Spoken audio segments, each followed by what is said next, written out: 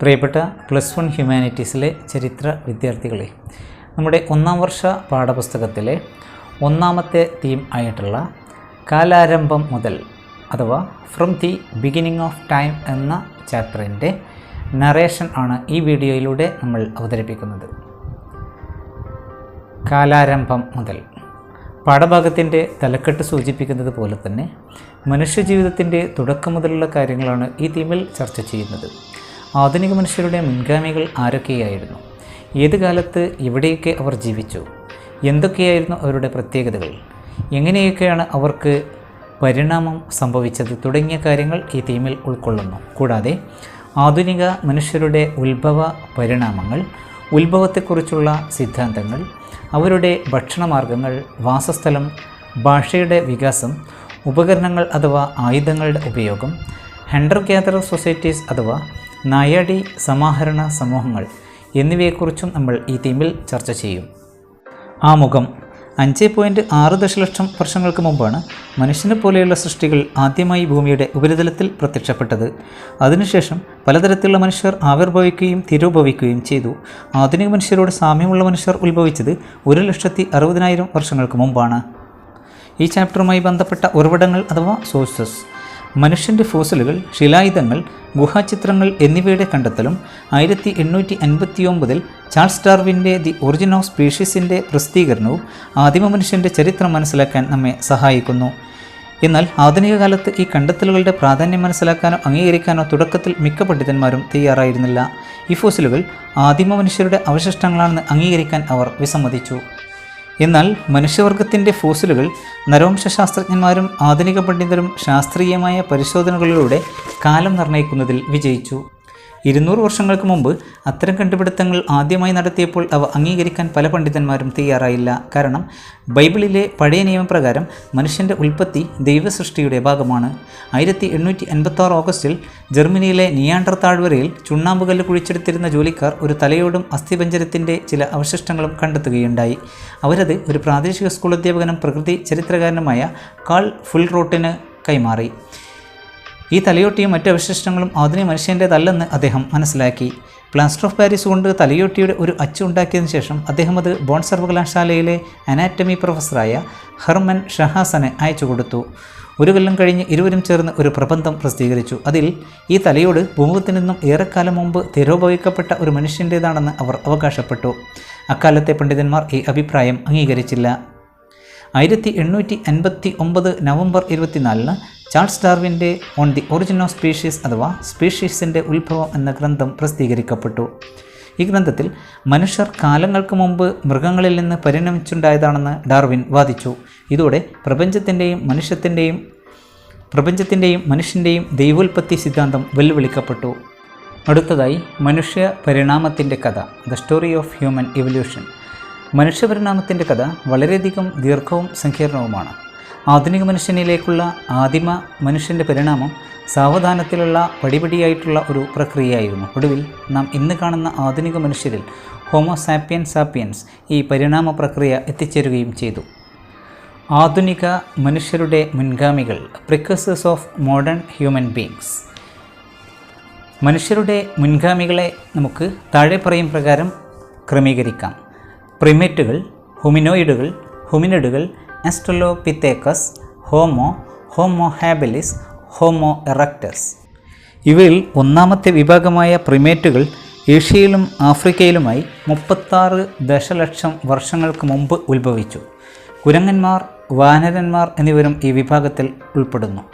രോമാവൃത ശരീരം, നീണ്ട ഗർഭധാരണകാലം, സ്തനഗ്രന്ഥികൾ, വിവിധ തരത്തിലുള്ള പല്ലുകൾ, സ്ഥിരമായ ശരീര ഊഷ്മാവ് നിലനിർത്താനുള്ള കഴിവ് എന്നിവ പ്രിമേറ്റുകൾക്കുണ്ട്. രണ്ടാമത്തേത് ഹൊമിനോയിഡ്സ്. ഉദ്ദേശം 24 ദശലക്ഷം വർഷങ്ങൾക്ക് മുമ്പ് പ്രിമേറ്റുകൾക്കിടയിൽ ഒരു ഉപവിഭാഗം ഉയർന്നു വന്നു. ഇവർ ഹൊമിനോയിഡ്സ് എന്നറിയപ്പെട്ടു. ഹൊമിനോയിഡുകൾ ഒരു മഹാകുടുംബമായിരുന്നു. വാനരന്മാർ, മനുഷ്യർ എന്നിവരാണ് അതിൽ ഉൾപ്പെട്ടിരുന്നത്. ഹൊമിനോയിഡുകൾ പ്രിമേറ്റുകളിൽ നിന്നും വ്യത്യസ്തമാണ്. വാലില്ല എന്നതാണ് ഇവയുടെ പ്രധാന ലക്ഷണം. അവക്ക് വലിയ ശരീരമുണ്ട്. അടുത്തതായി ഹൊമിനിഡുകൾ. ഏകദേശം 6.4 ദശലക്ഷം വർഷങ്ങൾക്ക് മുമ്പ് ഹൊമിനോയിഡുകളിൽ നിന്ന് ഹൊമിനിഡ്സ് എന്നൊരു ശാഖ ഉരുത്തിരിഞ്ഞു വന്നു. ഹൊമിനിഡുകൾ ഹൊമിനിഡെ കുടുംബത്തിൽ പെട്ടവരായിരുന്നു. നിവർന്നു നിൽക്കാനും ഇരുകാലുകളിൽ നടക്കാനും കഴിഞ്ഞിരുന്ന ഹോമിനിഡുകളുടെ ഉത്ഭവം ആഫ്രിക്കയിലാണ്. ആദ്യകാല ഹോമിനിഡ് ഫോസിലുകൾ കണ്ടെത്തിയിട്ടുള്ളത് കിഴക്കേ ആഫ്രിക്കയിൽ നിന്നാണ്. 1974 ഒരു ആർക്കിയോളജിസ്റ്റായ ഡൊണാൾഡ് ജൊഹാൻസൺ എത്യോപ്യയിൽ നിന്ന് ഹോമിനിഡിൻ്റെ ഒരു അസ്ഥികൂടം കണ്ടെത്തി. അടുത്തതായി ഹോമിനിഡുകളും തമ്മിലുള്ള ഒരു താരതമ്യ പഠനം നോക്കാം. ഹോമിനോയിഡുകൾ 24 ദശലക്ഷം വർഷങ്ങൾക്ക് മുമ്പ് ഉത്ഭവിച്ചു. പ്രിമേറ്റുകളുടെ ഒരു ഉപവിഭാഗം. തലച്ചോറ് ചെറുതായിരുന്നു, നാൽക്കാലികളായിരുന്നു, നിവർന്നു നിൽക്കാൻ കഴിഞ്ഞിരുന്നില്ല, കൈകൾക്ക് വഴക്കമോ വൈദഗ്ധ്യമോ ഉണ്ടായിരുന്നില്ല. ഹോമിനിഡുകൾ 6.4 ദശലക്ഷം വർഷങ്ങൾക്ക് മുമ്പ് ഉത്ഭവിച്ചു. ഹോമിനോയിഡുകളിൽ നിന്നും ഉത്ഭവിച്ച ഒരു ശാഖയായിരുന്നു. തലച്ചോറ് വലുതായിരുന്നു, ഇരുകാലികളായിരുന്നു, നിവർന്നു നിൽക്കാൻ കഴിഞ്ഞിരുന്നു, കൈകൾക്ക് വൈദഗ്ധ്യവും വഴക്കവും ഉണ്ടായിരുന്നു. അടുത്തതായി ആസ്ട്രലോപിതെക്കസ്. ഹോമിനിഡുകളെ ചില ശാഖകളായി അഥവാ ജനുസുകളായി വീണ്ടും വിഭജിച്ചിട്ടുണ്ട്. ഇതിൽ ഏറ്റവും പ്രധാനപ്പെട്ട 2 ശാഖകളാണ് ആസ്ട്രലോപിതെക്കസ്, ഹോമോ എന്നിവ. അടുത്തത് ആസ്ട്രലോപിതെക്കസ്. 5.6 ദശലക്ഷം വർഷങ്ങൾക്ക് മുമ്പ് ആഫ്രിക്കയിലാണ് ആസ്ട്രലോപിതെക്കസ് ഉത്ഭവിച്ചത്. ദക്ഷിണദേശം എന്നർത്ഥമുള്ള ഓസ്ട്രൽ എന്ന ലാറ്റിൻ പദത്തിൽ നിന്നും വാനരൻ എന്നർത്ഥമുള്ള പിത്തേക്കോസ് എന്ന ഗ്രീക്ക് പദത്തിൽ നിന്നുമാണ് ആസ്ട്രലോപിതെക്കസ് എന്ന പേരുണ്ടായിട്ടുള്ളത്. ആസ്ട്രലോപിതെക്കസ് എന്നാൽ ദക്ഷിണദേശത്തെ വാനരൻ എന്നാണ് അർത്ഥം. കൈകളുടെ ശേഷി നിയന്ത്രിതവും നിവർന്നു നടത്തവും പരിമിതമായിരുന്ന ആസ്ട്രലോപിതെക്കസ് മരച്ചില്ലകളിലാണ് ഭൂരിഭാഗം സമയവും ചെലവഴിച്ചിരുന്നത്. അവരുടെ ശരീര സവിശേഷതകൾ വൃക്ഷങ്ങളിലുള്ള ജീവിതത്തിന് അനുകൂലവുമായിരുന്നു. വാനരൻ്റെയും മനുഷ്യൻ്റെയും പ്രത്യേകതകൾ സംയോജിച്ചിരുന്ന ആസ്ട്രലോപിതെക്കസുകൾ അർദ്ധ മനുഷ്യരായിരുന്നു. 5.6 ദശലക്ഷം വർഷങ്ങൾക്ക് മുമ്പ് ആവിർഭവിച്ച ആസ്ട്രലോപിതെക്കസുകളുടെ ഫോസിലുകൾ ആഫ്രിക്കയിലെ ഓൾഡ് വായ് ജോർജിൽ നിന്നാണ് കണ്ടെത്തിയത്. 1959 പുരാവസ്തു ഗവേഷകരായ ലീക്കെ ദമ്പതിമാരാണ്, മേരി ലീക്കെ, ലൂയി ലീക്കെ, ഇത് കണ്ടെത്തിയത്. അടുത്തതായി ഹോമോ. ഉദ്ദേശം 2.5 ദശലക്ഷം വർഷങ്ങൾക്ക് മുമ്പാണ് ഹോമോ ഭൂമിയിൽ ഉത്ഭവിച്ചത്. ഇക്കാലത്ത് 4ാം ഹിമയുഗം ആരംഭിച്ചു. ഇതോടെ കാലാവസ്ഥയിലും സസ്യജാലങ്ങളിലും സുപ്രധാനമായ മാറ്റങ്ങളുണ്ടായി. ഊഷ്മാവും മഴയും ഗണ്യമായി കുറഞ്ഞു. അന്തരീക്ഷം വരണ്ടതായി. ഇതോടെ വനങ്ങൾ അപ്രത്യക്ഷമാകാൻ തുടങ്ങുകയും പുൽമേടുകൾ വ്യാപിക്കുകയും ചെയ്തു. വനങ്ങളോട് ഇണങ്ങി ജീവിച്ചിരുന്ന ആസ്ട്രലോപിതെക്കസുകളുടെ ജീവിതത്തെ ഇത് ബാധിച്ചു. ക്രമേണ അവർ നാമാവശേഷമാവുകയും വരണ്ട കാലാവസ്ഥയോട് ഇണങ്ങി ജീവിക്കാൻ കെൽപ്പുള്ള മറ്റൊരു ജീവിവർഗമായിട്ടുള്ള ഹോമോ ആവിർഭവിക്കുകയും ചെയ്തു. ഹോമിനിഡെ കുടുംബത്തിലെ ഹോമോ എന്ന ശാഖയിലെ ജനുസിലെ ആദ്യ പ്രതിനിധിയായിരുന്നു ഇവർ. മനുഷ്യൻ, മാൻ എന്നർത്ഥമുള്ള ഒരു ലാറ്റിൻ പദമാണ് ഹോമോ. വലിയ മസ്തിഷ്കം, കുറച്ച് ഉന്തിയ താടിയല്ലുകൾ, ചെറിയ പല്ലുകൾ എന്നിവയാണ് ഹോമോയുടെ സവിശേഷതകൾ. ഹോമോ ജനുസിൽപ്പെട്ട അനേകം വിഭാഗങ്ങളുണ്ട്. Homo habilis, Homo erectus, homo sapiens, homo sapiens sapiens എന്നിവയാണ് അതിൽ പ്രധാനപ്പെട്ടവ. ഇനി ഓസ്ട്രലോപിതെക്കസും ഹോമോയും തമ്മിലുള്ള ഒരു താരതമ്യം നോക്കാം. ആസ്ട്രലോപിതെക്കസ് 5.6 ദശലക്ഷം വർഷങ്ങൾക്ക് മുമ്പ് ഭൂമിയിൽ ആവിർഭവിച്ചു. ദക്ഷിണദേശത്തെ വാനരൻ എന്നറിയപ്പെടുന്നു. ചെറിയ മസ്തിഷ്കം, കൂടുതൽ ഉന്തിയ താടിയല്ല്, വലിയ പല്ലുകൾ, വനവാസികൾ ആയിരുന്നു. ഹോമോ 2.5 ദശലക്ഷം വർഷങ്ങൾക്ക് മുമ്പ് ഉത്ഭവിച്ചു. മനുഷ്യൻ എന്നറിയപ്പെട്ടു. വലിയ മസ്തിഷ്കം, കുറച്ച് ഉന്തിയ താടിയല്ല്, ചെറിയ പല്ലുകൾ, പുൽമേടുകളിൽ താമസിച്ചു. അടുത്തതായി ഹോമോ ജനുസിൽപ്പെട്ട Homo habilis, Homo erectus, Homo sapiens എന്നിവരെക്കുറിച്ചാണ് പറയുന്നത്. ആദ്യമായി ഹോമോ ഹാബിലിസ്. ആഫ്രിക്കൻ ഭൂഖണ്ഡത്തിൽ 2.2 ദശലക്ഷം വർഷങ്ങൾക്ക് മുമ്പാണ് ഹോമോ ഹാബിലിസിൻ്റെ ഉത്ഭവം. വിദഗ്ധ മനുഷ്യൻ അഥവാ സ്കിൽഡ് മാൻ എന്ന പേരിലും ടൂൾ മേക്കർ അഥവാ ഉപകരണ നിർമ്മാതാവ് എന്ന പേരിലും ഹോമോ ഹാബിലിസ് അറിയപ്പെടുന്നു. ഹോമോ ഹാബിലിസിൻ്റെ ഫോസിലുകൾ എത്യോപ്യയിലെ ഓമോ, ടാൻസാനിയയിലെ ഓൾഡ് വായ് ജോർജ് എന്നിവിടങ്ങളിൽ നിന്നും കണ്ടെടുത്തിട്ടുണ്ട്. എന്നാൽ ആദ്യകാല ഉപകരണ നിർമ്മാതാക്കൾ അഥവാ ഏർലി സ്റ്റോൺ ടൂൾ മേക്കേഴ്സ് എന്ന പേരിൽ അറിയപ്പെടുന്നത് ആസ്ട്രലോപിതെക്കസ് ആണ്. അടുത്തതായി ഹോമോ ഇറക്ടസ്. 1.8 ദശലക്ഷം വർഷങ്ങൾക്ക് മുമ്പ് ആഫ്രിക്കയിലാണ് ഹോമോ ഇറക്ടസിൻ്റെ ഉത്ഭവം. എങ്കിലും പിൽക്കാലത്ത് ഇവർ ആഫ്രിക്കൻ ഭൂഖണ്ഡത്തിന് പുറത്ത് യൂറോപ്പിലും ഏഷ്യയിലും എത്തുകയുണ്ടായി. നിവർന്ന മനുഷ്യൻ, അപ്രൈറ്റ് മാൻ എന്നറിയപ്പെടുന്ന ഹോമോ ഇറക്ടസ് ആണ് ആധുനിക മനുഷ്യൻ്റെ നേരിട്ടുള്ള പൂർവികർ. തീ കണ്ടുപിടിച്ചതും വസ്ത്രങ്ങൾ ഉപയോഗിച്ചു തുടങ്ങിയതും ഹോമോ ഇറക്ടസ് ആണ്. ഹോമോ ഇറക്ടസിൻ്റെ ഫോസിലുകൾ ആഫ്രിക്കയിൽ നിന്നും ഏഷ്യയിൽ നിന്നും കണ്ടെടുത്തിട്ടുണ്ട്. കുബിഫോറ, പടിഞ്ഞാറ് ടർക്കാന, കെനിയ, മോൺകജർത്തോ, സെങ്കിരൻ, ജാവ എന്നിവിടങ്ങളിൽ നിന്നെല്ലാം ഹോമോ എറക്ടസിൻ്റെ ഫോസിലുകൾ കണ്ടുകിട്ടിയിട്ടുണ്ട്. അടുത്തതായി ഹോമോ സാപ്പിയൻസ്. ഏകദേശം 8 ലക്ഷം വർഷങ്ങൾക്ക് മുമ്പ് ആഫ്രിക്കയിലാണ് ഹോമോ സാപ്പിയൻസ് ഉത്ഭവിച്ചത്. ബുദ്ധിമാനായ മനുഷ്യൻ, വൈസ് തിങ്കിങ് മാൻ എന്ന പേരിൽ ഹോമോ സാപ്പിയൻസ് അറിയപ്പെടുന്നു. ഹോമോ എറക്ടസിനെ പോലെ തന്നെ ഹോമോ സാപ്പിയൻസും ആഫ്രിക്കൻ വൻകരയിൽ നിന്ന് ഏഷ്യ, യൂറോപ്പ് എന്നിവിടങ്ങളിൽ എത്തുകയായിരുന്നു. ഹോമോ സാപ്പിയൻസിൻ്റെ ഫോസിലുകൾ യൂറോപ്പിൽ ആദ്യമായി കണ്ടെടുത്തത് ജർമ്മനിയിലെ ഹെയ്ഡൽബർഗ്, നിയാണ്ടർത്താൽ താഴ്വര എന്നിവിടങ്ങളിൽ നിന്നാണ്. ഹെയ്ഡൽബർഗിലെ ഫോസിലുകളെ ഹോമോ ഹെയ്ഡൽബർഗൻസിസ് എന്നും നിയാണ്ടർത്താൽ താഴ്വരയിലെ ഫോസിലുകളെ ഹോമോ നിയാണ്ടർത്താലൻസിസ് എന്നും വിളിക്കപ്പെടുന്നു. ഹോമോ ഹെയ്ഡൽബർഗൻസ് വിഭാഗത്തിൽപ്പെട്ട ഫോസിലുകൾ പിന്നീട് ഏഷ്യയിലും യൂറോപ്പിൽ നിന്നും കണ്ടെടുക്കപ്പെട്ടു. അടുത്തതായി ആധുനിക മനുഷ്യരുടെ ഉത്ഭവത്തെക്കുറിച്ചുള്ള സിദ്ധാന്തങ്ങൾ. പണ്ഡിതന്മാർക്കിടയിൽ 2 തരം സിദ്ധാന്തങ്ങളാണുള്ളത്. ഒന്ന്, പ്രാദേശിക തുടർച്ചാ മാതൃക അഥവാ റീജിയണൽ കണ്ടിന്യൂറ്റി മോഡൽ. 2, ഏകോൽപത്തി മാതൃക അഥവാ റീപ്ലേസ്മെൻറ്റ് മോഡൽ. ആദ്യം നമുക്ക് പ്രാദേശിക തുടർച്ചാ മാതൃക ചർച്ച ചെയ്യാം. ആധുനിക മനുഷ്യർ ഉത്ഭവിച്ചത് പല പ്രദേശങ്ങളിലാണ് അഥവാ ആഫ്രിക്ക, യൂറോപ്പ്, ഏഷ്യൻ ഭൂഖണ്ഡങ്ങളിലാണെന്ന് ഈ മാതൃക പറയുന്നു. ആധുനിക മനുഷ്യൻ്റെ വളർച്ചയ്ക്ക് അനുയോജ്യമായ ഭൂമിശാസ്ത്രപരമായ സവിശേഷതകൾ പല ഭാഗങ്ങളിലാണ് നിലനിന്നിരുന്നതെന്ന് ഈ വാദത്തെ പിന്തുണക്കുന്നവർ പറയുന്നു. കൂടാതെ ലോകത്തിൻ്റെ പല ഭാഗത്തുള്ള ആധുനിക മനുഷ്യർ തമ്മിൽ പ്രഥമദൃഷ്ട്യാ വ്യത്യാസങ്ങളുണ്ട്. അവരുടെ രൂപങ്ങളും പ്രകൃതവും ശാരീരിക സവിശേഷതകളും വ്യത്യസ്തങ്ങളാണ്. പല പ്രദേശങ്ങളിൽ ഉത്ഭവിച്ചതുകൊണ്ടാണ് മനുഷ്യർക്കിടയിൽ ഇത്തരത്തിലുള്ള വ്യത്യാസങ്ങൾ ഉണ്ടായത് എന്ന് ഇവർ പറയുന്നു. അടുത്തത് ഏകോൽപത്തി മാതൃക അഥവാ റിപ്ലേസ്മെൻറ്റ് മോഡൽ. ആധുനിക മനുഷ്യർ ആഫ്രിക്കയിലാണ് ഉത്ഭവിച്ചത് എന്ന് ഏകോൽപത്തി മാതൃക പറയുന്നു. ആഫ്രിക്കയിൽ നിന്ന് മനുഷ്യർ ലോകത്തിൻ്റെ മറ്റ് പല ഭാഗങ്ങളിലേക്കും വ്യാപിച്ചു. ആധുനിക മനുഷ്യരുടെ ജനിതകവും ശരീരശാസ്ത്രപരവുമായ ഏകത മനുഷ്യർ ഏകകേന്ദ്രമായ ആഫ്രിക്കയിൽ ഉത്ഭവിച്ചു എന്നതിന് തെളിവാണെന്ന് ഈ പണ്ഡിതന്മാർ വാദിക്കുന്നു. ആധുനിക മനുഷ്യരിൽ കാണുന്ന എണ്ണമറ്റ സാദൃശ്യങ്ങളുടെ പ്രധാന കാരണം അവർ ആഫ്രിക്ക എന്ന ഏകകേന്ദ്രത്തിൽ ജനങ്ങളിൽ നിന്ന് ഉത്ഭവിച്ചതുകൊണ്ടാണെന്ന് ഈ മാതൃക പറയുന്നു. ആധുനിക മനുഷ്യർക്കിടയിലെ ശാരീരിക വ്യത്യാസങ്ങൾ അവർ കുടിയേറിയതും അന്തിമമായി സ്ഥിരതാമസമാക്കിയതുമായ പ്രത്യേക പ്രദേശങ്ങളുമായി ഇണങ്ങിച്ചേർന്നതിൻ്റെ ഫലമായി ഉണ്ടായതാണെന്ന് ഈ മാതൃക നിരീക്ഷിക്കുകയും ചെയ്യുന്നു. അടുത്തതായി ആദിമ മനുഷ്യർ ഭക്ഷണം നേടുന്നതിനുള്ള മാർഗങ്ങൾ. 4 മാർഗങ്ങളിലൂടെയാണ് ആദിമ മനുഷ്യർ ഭക്ഷണം നേടിയിരുന്നത്. Gathering, hunting, fishing and scavenging. Gathering എന്ന് പറഞ്ഞാൽ ശേഖരണം. സസ്യോൽപ്പന്നങ്ങളായ വിത്തുകൾ, അണ്ടിപ്പരിപ്പുകൾ, കായ്കനികൾ, കിഴങ്ങുകൾ എന്നിവ അവർ ശേഖരിച്ചു. Seeds, nuts, berries, fruits and tubers. രണ്ടാമത്തേതാണ് ഹണ്ടിങ് അഥവാ നായാട്ട്. മൃഗങ്ങളെ കെണിയൊരുക്കി പിടിക്കാൻ വർഷങ്ങൾക്ക് മുമ്പ് തന്നെ ആദിമ മനുഷ്യർ ശ്രമിച്ചിരുന്നു. കാലാവസ്ഥക്കനുസരിച്ചുള്ള മൃഗങ്ങളുടെ സഞ്ചാര പഥങ്ങളെയെല്ലാം അവർ മനസ്സിലാക്കി. ആസൂത്രിത വേട്ടയാടലിൻ്റെ തെളിവുകൾ ഇംഗ്ലണ്ടിലെ ബോസ്ക്രൂവിൽ നിന്നും 5 ലക്ഷം വർഷങ്ങൾക്ക് മുമ്പുള്ളതും ജർമ്മനിയിലെ ഷോണിഞ്ചനിൽ നിന്ന് 4 ലക്ഷം വർഷങ്ങൾക്ക് മുമ്പുള്ളതും ചെക്ക് റിപ്പബ്ലിക്കിലെ വെസ്റ്റോണിഷിൽ നിന്നത് 3.5 ലക്ഷം വർഷങ്ങൾക്ക് മുമ്പുള്ളതും ലഭിച്ചിട്ടുണ്ട്. മൂന്നാമത്തേതാണ് ഫിഷിംഗ് അഥവാ മത്സ്യബന്ധനം. മത്സ്യബന്ധനം ആദിമ മനുഷ്യരുടെ പ്രധാന ജീവസന്ധാരണ മാർഗമായിരുന്നു. ഇതിനുള്ള ധാരാളം തെളിവുകൾ ലഭിച്ചിട്ടുണ്ട്. നാലാമത്തേതാണ് സ്കാവെഞ്ചിങ്. ചത്തുപോയ അല്ലെങ്കിൽ മറ്റ് ഹിംസ്ര ജന്തുക്കൾ കൊന്നിട്ടുപോയ മൃഗങ്ങളുടെ മാംസവും മജ്ജയുമെല്ലാം ഭക്ഷണത്തിനായി അന്വേഷിക്കുന്നതിനെയാണ് സ്കാവെഞ്ചിങ് എന്ന് പറയുന്നത്.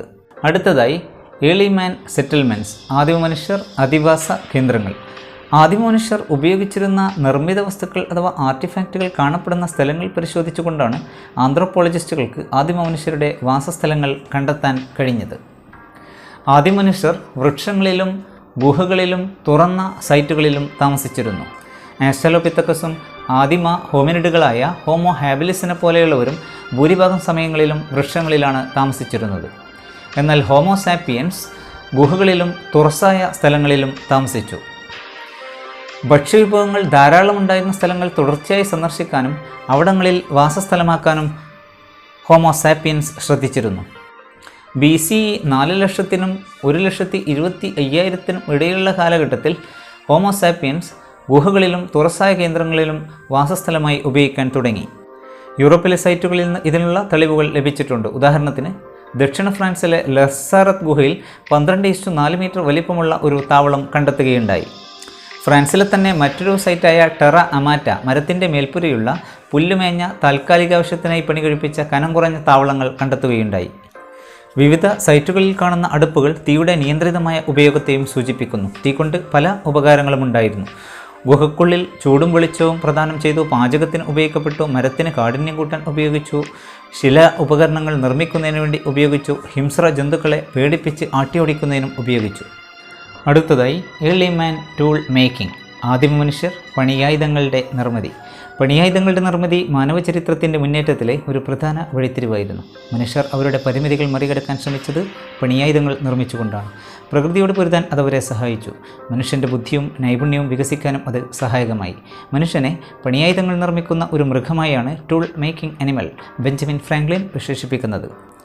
ആദ്യത്തെ ശിലായുധ നിർമ്മാതാക്കൾ അഥവാ ഏർലി സ്റ്റോൺ ടൂൾ മേക്കേഴ്സ് എന്നറിയപ്പെടുന്നത് ആസ്ട്രലോപിത്തേക്കസ് ആണ്. എന്നാൽ ഹോമോ ഹാബിലിസ് ടൂൾ മേക്കർ അഥവാ ഉപകരണ നിർമ്മാതാവ് എന്ന പേരിലും അറിയപ്പെടുന്നു. ശിലായുധങ്ങളുടെ നിർമ്മിതി, ഉപയോഗം എന്നിവയെക്കുറിച്ചുള്ള ആദ്യമായ തെളിവുകൾ ലഭിക്കുന്നത് എത്യോപ്യയിൽ നിന്നും കെനിയയിൽ നിന്നുമാണ്. BC 7 ലക്ഷത്തിനും 5 ലക്ഷം വർഷങ്ങളുടെയും ഇടയിൽ. ഇക്കാലത്ത് ശിലകൾ കൊണ്ടുള്ള ചോപ്പർ അഥവാ കത്തി, ഫ്ലേക്സ് അഥവാ കൽപ്പാളികൾ, ഹാൻഡ് ആക്സസ് അഥവാ കൈമഴു തുടങ്ങിയവയുടെ തെളിവുകൾ ഇവിടെ നിന്നും ലഭിച്ചിട്ടുണ്ട്. ഏകദേശം 35,000 വർഷങ്ങൾക്ക് മുമ്പ് ആയുധ നിർമ്മാണത്തിലും മൃഗങ്ങളെ കൊല്ലുന്ന രീതിയിലും വലിയ പുരോഗതിയുണ്ടായി. ഇക്കാലത്ത് സ്പിയർ ത്രവേഴ്സ് അഥവാ ഏറുകുന്തങ്ങൾ, ബോ ആൻഡ് ആരോ അമ്പും വില്ലും തുടങ്ങിയവ നിർമ്മിച്ചു. 21,000 വർഷങ്ങൾക്ക് മുമ്പ് സ്വിവിംഗ് നീഡിൽസ് അഥവാ തുന്നൽ സൂചികൾ നിർമ്മിക്കാൻ തുടങ്ങി. അടുത്ത ഘട്ടത്തിൽ പഞ്ചബ്ലേഡ് രീതി ഉപയോഗിച്ച് ചെറിയ ഉളി പോലെയുള്ള ആയുധങ്ങളും നിർമ്മിക്കപ്പെട്ടു. എല്ലുകളിലും മാൻകൊമ്പിലും ആനക്കൊമ്പിലും മരത്തിലും മറ്റും കൊത്തുപണികൾ ചെയ്യാൻ ഇതോടെ സാധ്യമായി. അടുത്തതായി മനുഷ്യർ വിനിമയ രീതികൾ, മോഡ്സ് ഓഫ് കമ്മ്യൂണിക്കേഷൻ, ഭാഷയുടെ വികാസം, ഡെവലപ്മെൻറ്റ് ഓഫ് ലാംഗ്വേജ്. പ്രിമേറ്റുകൾ പാട്ടുരൂപത്തിലും മൂളൽ രൂപത്തിലും പരസ്പരം ആശയവിനിമയം നടത്തി. ഹൊമിനിഡുകളുമാകട്ടെ കൈകളുടെ ആംഗ്യ ചലനങ്ങളിലൂടെയാണ് ആശയവിനിമയം നടത്തിയത്. ഏകദേശം 2 ദശലക്ഷം വർഷങ്ങൾക്ക് മുമ്പ് ഹോമോ ഹാബിലിസിൻ്റെ തലച്ചോറിൽ ഭാഷയുടെ വികാസത്തിനാവശ്യമായ ചില സവിശേഷതകൾ രൂപപ്പെട്ടു. ഏകദേശം 2 ലക്ഷം വർഷങ്ങൾക്ക് മുമ്പ് വാചിക മേഖല അഥവാ വോക്കൽ ട്രാക്റ്റ് മനുഷ്യനിൽ രൂപപ്പെട്ടുവെന്നാണ് വിശ്വസിക്കപ്പെടുന്നത്. കലയിലൂടെ ഭാഷ വികാസം പ്രാപിച്ചുവെന്നാണ് മറ്റൊരു വീക്ഷണം. ഏകദേശം 40,000 മുതൽ 35,000 വർഷങ്ങൾക്ക് മുമ്പ്. ഇതിൻ്റെ തെളിവുകളായി ഫ്രാൻസിലെ ചില ഗുഹകളിൽ നിന്നും ലെസ്കോ ആൻഡ് ഷോവറ്റ്, സ്പെയിനിലെ അൽറ്റാമിറയിൽ നിന്നും മൃഗങ്ങളുടെ 100 കണക്കിന് ചിത്രങ്ങൾ കണ്ടെത്തിയിട്ടുണ്ട്. 30,000 to 12,000 വർഷങ്ങൾക്ക് മുമ്പാണ് അവയെല്ലാം രചിക്കപ്പെട്ടിട്ടുള്ളത്. കാട്ടുപോത്ത്, കുതിര, കാട്ടാട്, മാൻ, ദിനോസറസ്, സിംഹം, കരടി, പുള്ളിപ്പുലി, കഴുതപ്പുലി, മൂങ്ങ എന്നിവയുടെ ചിത്രങ്ങൾ അതിൽ ഉൾപ്പെടുന്നു. ഈ ഗുഹകൾ ചെറു സംഘങ്ങളുടെ സമ്മേളന സ്ഥലമോ സംഘപ്രവർത്തനങ്ങളുടെ കേന്ദ്രങ്ങളോ ആയിരിക്കാമെന്നാണ് മറ്റൊരു വിശദീകരണം. ഈ സംഘങ്ങൾ നായാട്ടുതന്ത്രങ്ങളും വിജ്ഞാനവും പരസ്പരം പങ്കുവയ്ക്കുകയും അതിലൂടെ ഭാഷ രൂപപ്പെട്ടുവെന്നും കരുതപ്പെടുന്നു. അടുത്തതായി hunter gatherer societies, past and present. നായാടി സമാഹരണ സമൂഹങ്ങൾ ഭൂതകാലത്തിലും വർത്തമാനകാലത്തിലും. ആദിമ മനുഷ്യരിൽ നായാടി സമാഹരണ സമൂഹങ്ങൾ ഉണ്ടായിരുന്നുവെന്ന് നമുക്കറിയാം. എന്നാൽ വർത്തമാനകാലത്തും ഇത്തരത്തിലുള്ള സമൂഹങ്ങൾ ലോകത്തിൻ്റെ പല ഭാഗങ്ങളിലും നിലനിൽക്കുന്നു. 2 ഉദാഹരണങ്ങൾ ഹഡ്സ ആൻഡ് കുങ്സാൻ. ഹഡ്സ ടാൻസാനിയയിലെ ഇയാസി തടാകത്തിനടുത്ത് ജീവിക്കുന്ന മൃഗങ്ങളെ വേട്ടയാടി ജീവിക്കുന്ന ഒരു സമൂഹമാണ്. മറ്റൊന്നാണ് കുങ്സാൻ. സൗത്ത് ആഫ്രിക്കയിലെ കലഹാരി മരുഭൂമിക്കടുത്ത് ജീവിക്കുന്ന ഇവർ വനങ്ങളിൽ നിന്നും വിഭവങ്ങൾ ശേഖരിച്ച് ആളുകൾക്ക് കൈമാറിക്കൊണ്ട് ഇവർ ജീവിക്കുന്നു. ഇപ്പോഴുള്ള നായാടി സമാഹരണ സമൂഹത്തെക്കുറിച്ചുള്ള വസ്തുതകൾ ഉപയോഗിച്ച് ഭൂതകാല സമൂഹത്തെ വ്യാഖ്യാനിക്കാൻ കഴിയുമെന്ന് ഒരു വിഭാഗം പണ്ഡിതന്മാർ അവകാശപ്പെടുന്നു. ഉദാഹരണത്തിന് 2 ദശലക്ഷം വർഷങ്ങൾക്ക് മുമ്പ് ടർക്കാന തടാകത്തിൻ്റെ ആഫ്രിക്കയിലുള്ള ഓരങ്ങളിലുണ്ടായിരുന്ന ഹൊമിനിഡ് സൈറ്റുകൾ ആദിമ മനുഷ്യരുടെ വേനൽക്കാല താവളങ്ങളായിരുന്നുവെന്ന് ചില പുരാതത്വശാസ്ത്രജ്ഞന്മാർ അവകാശപ്പെടുന്നു. കാരണം അത്തരത്തിലൊരു സമ്പ്രദായം ഇപ്പോഴത്തെ ഹഡ്സ, കുങ്സാൻ എന്നീ നായാടി സമാഹരണ സമൂഹങ്ങൾക്കിടയിൽ കണ്ടുവരുന്നുണ്ട്. മറ്റൊരു വീക്ഷണപ്രകാരം വർത്തമാനകാല സമൂഹത്തെക്കുറിച്ചുള്ള നരവംശാസ്ത്ര വസ്തുതകൾ ഉപയോഗിച്ച് ഭൂതകാല സമൂഹങ്ങളെ മനസ്സിലാക്കാൻ കഴിയില്ലെന്ന് ഒരു വിഭാഗം പണ്ഡിതന്മാർ ചൂണ്ടിക്കാണിക്കുന്നു. കാരണം വർത്തമാനകാല സമൂഹങ്ങളും ഭൂതകാല സമൂഹങ്ങളും തികച്ചും വ്യത്യസ്തങ്ങളാണ്. ഉദാഹരണത്തിന് ഇപ്പോഴത്തെ നായാടി സമാഹരണ സമൂഹങ്ങൾ നായാട്ട്, സമാഹരണം എന്നിവയോടൊപ്പം മറ്റ് പല സാമ്പത്തിക പ്രവർത്തനങ്ങളിലും ഏർപ്പെടുന്നു. വനോൽപ്പന്നങ്ങൾ കൈമാറ്റം ചെയ്യുകയും വിൽക്കുകയും ചെയ്യുക, സമീപത്തുള്ള കൃഷിക്കാരുടെ വയലുകളിൽ കൂലിവേല ചെയ്യുക തുടങ്ങിയവയെല്ലാം ഇതിൽ ഉൾപ്പെടുന്നു. അടുത്തതായി ഹിമയുഗം അഥവാ ഹിമാനി യുഗം, ice age or glacial age. ഭൂമിയുടെ ഉപരിതലം ഒരിക്കൽ കട്ടിയേറിയ മഞ്ഞുപാളികളാൽ മൂടിക്കിടന്നിരുന്നു. ഈ പ്രതിഭാസത്തെയാണ് ഹിമയുഗം അഥവാ ഹിമാനി യുഗം എന്ന് വിളിക്കുന്നത്. ഭൂമിയുടെ ചരിത്രത്തിൽ ഇത്തരം 4 ഹിമയുഗങ്ങൾ ഉണ്ടായിട്ടുണ്ട്. അവസാനത്തെ ഹിമയുഗം അവസാനിച്ചത് ഉദ്ദേശം 13,000 വർഷങ്ങൾക്ക് മുമ്പാണ്. ഇതോടെ ഊഷ്മളവും ഈർപ്പം നിറഞ്ഞതുമായ കാലാവസ്ഥ സംജാതമായി. ഗോതമ്പ്, ബാർലി തുടങ്ങിയ സസ്യങ്ങളുടെ വളർച്ചയ്ക്ക് മാറിയ കാലാവസ്ഥ വളരെ അനുകൂലമായിരുന്നു. കാടുകളും പുൽമേടുകളും വ്യാപിക്കാൻ തുടങ്ങിയപ്പോൾ ആട്, ചെമ്മരിയാട്, കാലികൾ, പന്നി, കഴുത തുടങ്ങിയ ചിലയിനം മൃഗങ്ങളുടെ എണ്ണത്തിലും വർധനവുണ്ടായി. കാട്ടുചെടികളും മൃഗങ്ങളും ധാരാളമുള്ള പ്രദേശങ്ങളിൽ ജീവിക്കുന്നത് മാനവ സമൂഹങ്ങൾ ക്രമേണ പരിഗണന നൽകാൻ തുടങ്ങി. ഗോതമ്പ്, ബാർലി, നെല്ല്, തിന തുടങ്ങിയ സസ്യങ്ങളെയും ആട്, ചെമ്മരിയാട്, കാലികൾ, കഴുത, പന്നി തുടങ്ങിയ മൃഗങ്ങളെയും അവർ ആശ്രയിക്കാൻ തുടങ്ങി. ഇവയെക്കുറിച്ച് വ്യക്തമായ ജ്ഞാനവും അവർ ആർജിക്കുകയുണ്ടായി. ഈ ഘടകങ്ങളെല്ലാം ഭക്ഷ്യോൽപാദനത്തിന് അനുകൂലമായ സാഹചര്യങ്ങളൊരുക്കി. ഉദ്ദേശം 10,000 വർഷങ്ങൾക്ക് മുമ്പ് കൃഷിയും ഇടയത്വവും ആരംഭിച്ച ഒരു പ്രദേശമാണ് അർദ്ധ ചന്ദ്ര ഉർവര പ്രദേശം അഥവാ ഫെർട്ടൈൽ ക്രസൻറ്റ്. മധ്യ ധരണ്യാഴിയുടെ തീരം മുതൽ ഇറാനിലെ സാഗ്രോസ് മലനിരകൾ വരെ വ്യാപിച്ചു കിടക്കുന്ന പ്രദേശമാണിത്. കൃഷി ആരംഭിച്ചതോടെ ജനങ്ങൾ ഒരിടത്ത് തന്നെ ദീർഘകാലം താമസിക്കാൻ തുടങ്ങി. അങ്ങനെ മണ്ണുകൊണ്ടും മണ്ണിഷ്ടിക കൊണ്ടും ശിലകൾ കൊണ്ടുമെല്ലാം ജനങ്ങൾ സ്ഥിരമായ ഭവനങ്ങൾ പണി കഴിപ്പിക്കാൻ തുടങ്ങി. ഇങ്ങനെയാണ് ആദ്യത്തെ ഗ്രാമങ്ങൾ ഉയർന്നു വന്നത്. ഈ തീമിൻ്റെ അവസാനമായി ചില ടേമുകൾ നമുക്ക് പരിശോധിക്കാം.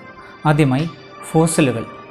മനുഷ്യർ, മൃഗങ്ങൾ, സസ്യങ്ങൾ എന്നിവയുടെ അവശിഷ്ടങ്ങൾ കല്ലായി രൂപാന്തരം പ്രാപിച്ച അവസ്ഥയാണ് ഫോസിലുകൾ എന്ന് പറയുന്നത്. അടുത്തത് ജീവിവർഗം അഥവാ സ്പീഷീസ്. സന്താനങ്ങളെ ഉൽപ്പാദിപ്പിക്കാൻ കഴിയുന്ന ജീവികളുടെ സംഘത്തെയാണ് സ്പീഷീസ് എന്ന് വിളിക്കുന്നത്. ഒരു ജീവിവർഗത്തിന് മറ്റൊരു ജീവിവർഗവുമായി ചേർന്ന് സന്താനങ്ങളെ ഉൽപ്പാദിപ്പിക്കാൻ കഴിയില്ല. അടുത്തതായി ആർട്ടിഫാക്ട്സ്. മനുഷ്യനിർമ്മിതമായ ഉൽപ്പന്നങ്ങളെ അഥവാ വസ്തുക്കളെയാണ് ആർട്ടിഫാക്ട്സ് എന്ന് പറയുന്നത്. പണിയായുധങ്ങൾ, ചിത്രങ്ങൾ, പ്രതിമകൾ, കൊത്തുപണികൾ തുടങ്ങിയവ അതിലുൾപ്പെടുന്നു. അടുത്തത് നരവംശാസ്ത്രം അഥവാ ആന്ത്രോപോളജി. മനുഷ്യ സംസ്കാരം, മനുഷ്യ ശരീരത്തിൻ്റെ പരിണാമപരമായ തലങ്ങൾ എന്നിവ പഠിക്കുന്ന വിജ്ഞാനശാഖയാണ് നരവംശാസ്ത്രം അഥവാ ആന്ത്രോപോളജി. അടുത്തതായി വംശീയശാസ്ത്രം അഥവാ എത്നോഗ്രാഫി. സമകാലിക വംശീയ ഗ്രൂപ്പുകളുടെ പഠനത്തെയാണ് വംശീയശാസ്ത്രം എന്ന് പറയുന്നത്. അവരുടെ ജീവസന്ധാരണ രീതികൾ, സാങ്കേതികവിദ്യ, ലിംഗപരമായ ധർമ്മങ്ങൾ, ആചാരങ്ങൾ, രാഷ്ട്രീയ സ്ഥാപനങ്ങൾ, സാമൂഹ്യാചാരങ്ങൾ എന്നിവ അതിലുൾപ്പെടുന്നു. അടുത്തത് ഹിമയുഗം അഥവാ ഹിമാനി യുഗം. Ice age or glacial age. ഭൂമിയുടെ ഉപരിതലം കട്ടിയേറിയ മഞ്ഞുപാളികളാൽ മൂടിക്കിടക്കുന്ന പ്രതിഭാസത്തെയാണ് ഹിമയുഗം അഥവാ ഹിമാനിയുഗം എന്ന് വിളിക്കുന്നത്. ഭൂമിയുടെ ചരിത്രത്തിൽ ഇത്തരം 4 ഹിമയുഗങ്ങൾ ഉണ്ടായിട്ടുണ്ട്. അവസാനത്തെ ഹിമയുഗം അവസാനിച്ചത് ഉദ്ദേശം 13,000 വർഷങ്ങൾക്ക് മുമ്പാണ്. 2 ഹിമയുഗങ്ങൾക്കിടയിലുള്ള കാലത്തെ അന്തർ ഹിമാനിയുഗം അഥവാ ഇൻ്റർ ഗ്ലേഷ്യൽ പീരിയഡ് എന്ന് വിളിക്കുന്നു.